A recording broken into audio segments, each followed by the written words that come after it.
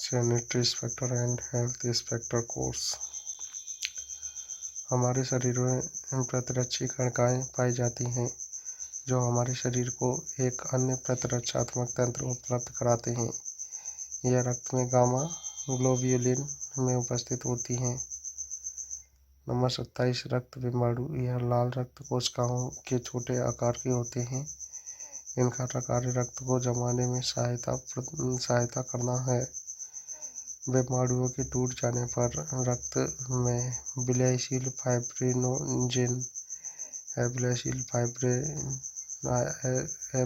Fibrin या तंतुओं का रूप ले लेते हैं। फाइब्रिन के संकुचित होने पर इसमें लाल रक्त कोशिकाएं फंस जाती हैं और इस प्रकार रक्त का थक्का जम जाता है। श्वेत रक्त कोशिकाएं अपनी अमीबीय संचलन द्वारा थक्के से बाहर निकल जाती हैं। नंबर 1 रक्त। लाल रक्त कोशिकाएं प्लस श्वेत रक्त कोशिकाएं प्लस बिंबाणु प्लस प्लेज्मा।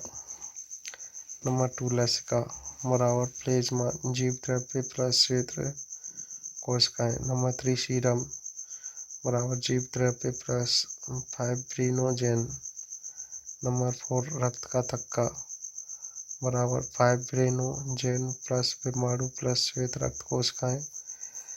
रक्त के जमने में कैल्शियम के लवण और विटामिन के आधे की भूमिका भी अत्यधिक महत्वपूर्ण होती है। जीव द्रव्य पाचन से प्राप्त उत्पाद प्लस उत्सर्जन का उत्पाद प्लस हार्मोन प्लस विलयशील fibrinogen plus gamma globulin plus जल आदि। नंबर 28 हृदय छाती की बाईं ओर स्थित एक खोखला मांसपेशियों से बना अंग है। मांसपेशियों से बनी एक दीवार हृदय को दो भागों में बांटती है। बाएं भाग में ऊपर स्थित प्रकोष्ठ दायां आलिंद्र और नीचे स्थित प्रकोष्ठ दायां निलय कहलाता है। दाएं भाग में भी ऊपर और निचला प्रकोष्ठ होता है जिसे क्रमशः दायां आलिंद्र और बायां निलय कहते हैं। रक्त वाहिकाओं में धमनियां कोशिकाएं और शिराएं शामिल हैं। नंबर 30 धमनियां शुद्ध रक्त को हृदय से शरीर के विभिन्न भागों तक पहुंचाती हैं। फुसफुसीय धमनी को छोड़कर शेष सभी धमनियां ऑक्सीजनीकृत रक्त का वहन करती हैं। धमनियों के ऊपर एक मोटा तंतुल आवरण, एक मोटा मांसपेशीय आवरण तथा निचले आवरण को निर्मित करने वाली कोशिकाओं की एक परत होती है जिसे अंतःस्तर कहते हैं। धमनियां हमेशा रक्त से भरी होती हैं, अतः उन पर एक अनुशीतलन दाब लगता रहता है। प्राय अनुशीतलन दाब पारद स्तंभ की 80 मिलीमीटर ऊंचाई के समतुल्य होता है। जब हृदय संकुचित होकर धमनियों में और अधिक रक्त भेजता है तो रक्त के दाब में वृद्धि होती है। इसे प्रकुंचन दाब कहते हैं। सामान्यतः प्रकुंचन दाब पारद स्तंभ की 120 मिलीमीटर से 160 मिलीमीटर ऊंचाई के समतुल्य होता है। यदि अनुशीतलन या प्रकुंचन दाब उपरोक्त मानक के स्तर से अधिक हो तो व्यक्ति उच्च रक्तदाब का शिकार होता है। नंबर 31 श्वेत रक्त कोशिकाओं सहित प्लेज्मा को लसिका कहते हैं। नंबर 32 कोशिकाएं आपस में मिलकर छोटी छोटी शिराएं निर्मित करती हैं जो परस्पर मिलकर बड़ी शिराएं निर्मित करती हैं। नंबर 33 केवल फुसफुसीय शिराओं में ही ऑक्सीजनीकृत रक्त होता है। नंबर 34 विभिन्न प्रकार के रक्त संचरण हैं। नंबर 1 फुसफुसीय परिसंचरण का अर्थ है रक्त का हृदय में स्थित रक्त का हृदय में स्थित दाहिने लय से फेफड़े से जुड़ी फुसफुसी धमनियों में और तब फेफड़ों की कुपिका के चारों ओर स्थित रक्त कोशिकाओं में और तत्पश्चात फुसफुसीय शिराओं से होते हुए हृदय के बाएं आलिंद में परिसंचरण होता है।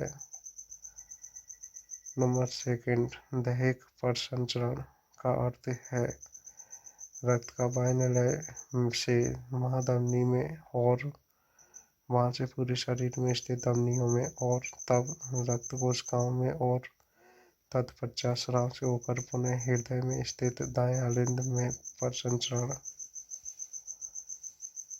निवाहिका परिसंचरण अमाशय छोटी और बड़ी आंतों बिलिया तथा अग्नाशय की शिराएं आपस में मिलकर निवाहिका शिरा निर्मित करती है। निवाहिका शिरा और यकृत धमनी से रक्त यकृत में प्रवेश करता है, अतः यकृत शिरा में यकृत धमनी और निवाहिका शिरा दोनों से रक्त पहुंचता है।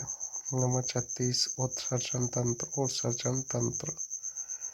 उत्सर्जन तंत्र शरीर में उत्पन्न अपशिष्ट पदार्थों को शरीर से बाहर निकालता है। अपशिष्ट पदार्थ शरीर की कोशिकाओं में अपचायी प्रक्रिया के कारण निर्मित होते हैं। उत्सर्जन तंत्र में 2 गुर्दे, त्वचा, फेफड़े और बड़ी आंत शामिल हैं। मूत्र में निहित पदार्थ जल 96%, यूरिया, यूरिक अम्ल आदि कुछ विषैले पदार्थ और अन्य ऐसे पदार्थ जिनकी शरीर को कोई आवश्यकता नहीं। नंबर डी, कुछ खनिज लवण जो शरीर में आवश्यकता से अधिक मात्रा में है। गुर्दे की कार्यात्मक इकाई को वृक्काणु कहते हैं। 39, फेफड़े CO2 और जल का वाष्प रूप में उत्सर्जन करते हैं। नंबर 40, त्वचा वृक्कों की यूरिया, यूरिक अम्ल, कुछ मात्रा में CO2 लवण आदि जैसे अवशिष्ट पदार्थों के अपनी श्वेत ग्रंथियों के माध्यम से स्वेदन द्वारा उत्सर्जन में सहायता करती है। तंत्र का तंत्र में निम्नलिखित शामिल हैं। नंबर 1, केंद्रीय तंत्र का तंत्र जिसमें मस्तिष्क, मेरुरज्जु और तंत्रिकाएं शामिल हैं। नंबर 20, स्वचालित तंत्र का तंत्र जिसमें अनुकंपी और परानुकंपी तंत्रिकाएं शामिल हैं। तंत्र का कोशिका मानव शरीर की सबसे बड़ी कोशिका है, जबकि यकृत मानव शरीर की सबसे बड़ा भाग है। मस्तिष्क में नंबर 1, प्रमस्तिष्क, नंबर 2, अनुमस्तिष्क, नंबर 3, पोन्स और नंबर 4, मेडुला ऑब्लांगेटा निहित होते हैं। मेडुला ऑब्लांगेटा मेरुरज्जु के रूप में नीचे तक जाता है। मेडुला ऑब्लांगेटा मेरुरज्जु का ऊपरी विस्तारित भाग है। इसके निचले सिरे पर प्रमस्तिष्क से तंतुएं दूसरी ओर काटती हुई होती हैं। यह श्वसन और हृदय की धड़कन को नियमित करती हैं तथा रक्तचाप और शरीर के तापमान को नियंत्रित करती हैं। मेडुला ऑब्लांगेटा को चोट लगने पर व्यक्ति की तत्काल मृत्यु हो जाती है।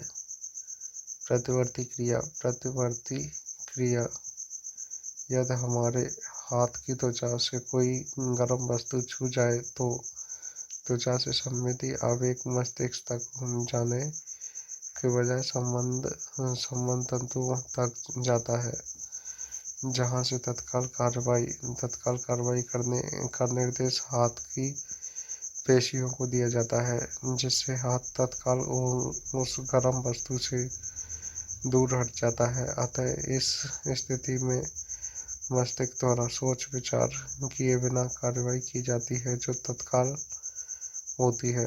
नंबर 46, प्रजनन तंत्र अन्य तंत्रों से भिन्न पुरुषों व महिलाओं के प्रजनन तंत्र में काफी अंतर होता है। पुरुषों के प्रजनन तंत्र में निम्नलिखित शामिल होते हैं। नंबर ए वृषण, जहाँ शुक्राणु बनते हैं। नंबर बी शुक्राणु शुक्रवाहक, जिससे होकर शुक्राणु गति करते हैं। नंबर सी शुक्राशय में शुक्राणु जमा होते हैं। नंबर डी स्खलनीय वाहिनी, जिससे होकर शुक्राणु मूत्रमार्ग में आते हैं और अंत में श्वसन से होकर विसर्जित हो जाते हैं। नंबर 47 महिलाओं में प्रजनन तंत्र। महिलाओं के प्रजनन तंत्र में निम्नलिखित शामिल होते हैं। नंबर 1 ये उदर के निचले भाग में 2 अंडाशय, प्रथमा एक अंडाणु विसर्जित होता है। नंबर बी अंडाणु बिंब वाहिनी नली से होकर गर्भाशय में पहुंचता है। नंबर सी यदि अंडाणु को शुक्राणु निषेचित कर दे तो निषेचित अंडाणु गर्भाशय की दीवार से चिपक जाता है और गर्भाधान की स्थिति प्रारंभ हो जाती है। नंबर डी अंडाणु की निषेचित न होने पर अनिषेचित अंडाणु की निषेचित न होने पर अनिषेचित अंडाणु गर्भाशय की दीवार से रक्त आदि के साथ योनि मार्ग से होकर ऋतुस्राव के रूप में बाहर निकल जाता है।